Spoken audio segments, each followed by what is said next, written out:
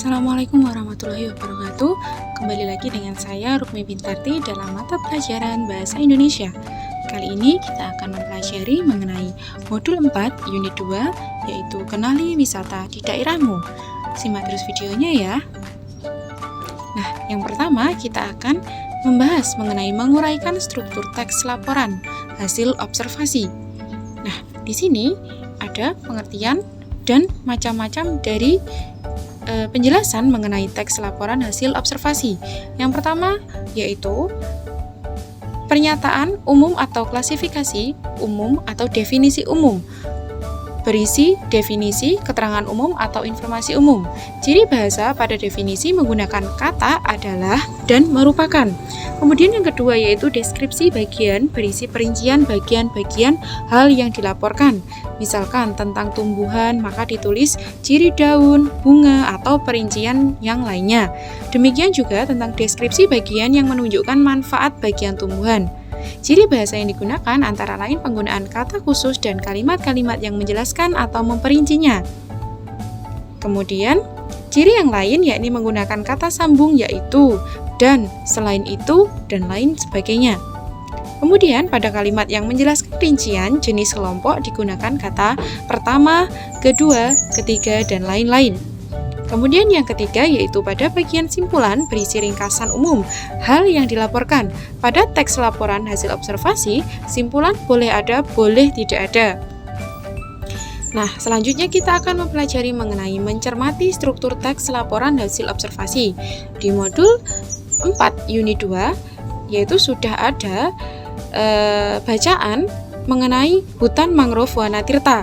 Nah, di sini untuk menentukan ciri isi dan ciri bahasa dalam struktur teks laporan hasil observasi sudah disediakan tabel untuk mengerjakan, yaitu struktur yang meliputi definisi umum, kemudian deskripsi bagian, dan yang terakhir adalah simpulan. Kemudian untuk ciri isi dan ciri bahasanya disesuaikan pada teks kalimat yang ada di bacaan hutan mangrove Wanatirta. Kemudian kita mempelajari dengan mencermati penggunaan bahasa dalam teks laporan hasil observasi.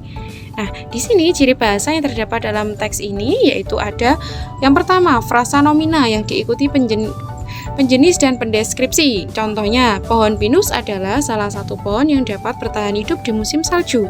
Kemudian yang B menggunakan verba relasional seperti ialah, merupakan, adalah, yaitu, dan lain sebagainya. Kemudian yang C menggunakan verba aktif untuk menjelaskan perilaku seperti bertelur, membuat, hidup, makan, dan lain sebagainya.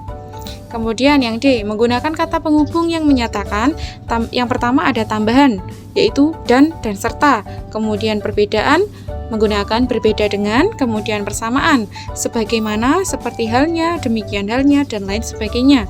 Kemudian ada pertentangan yang meliputi sedangkan, tetapi, namun, melainkan, sementara itu, dan sebagainya. Dan yang terakhir ada pilihan yaitu menggunakan atau.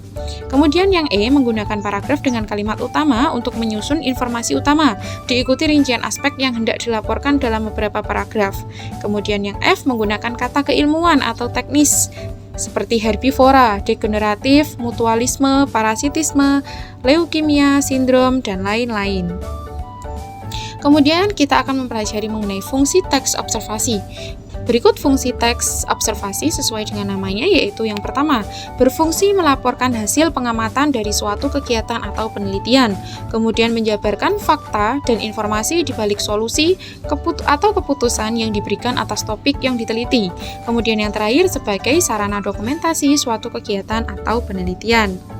Nah, sekian pembelajaran kali ini, semoga bermanfaat, semangat belajar. Sekian, wassalamualaikum warahmatullahi wabarakatuh.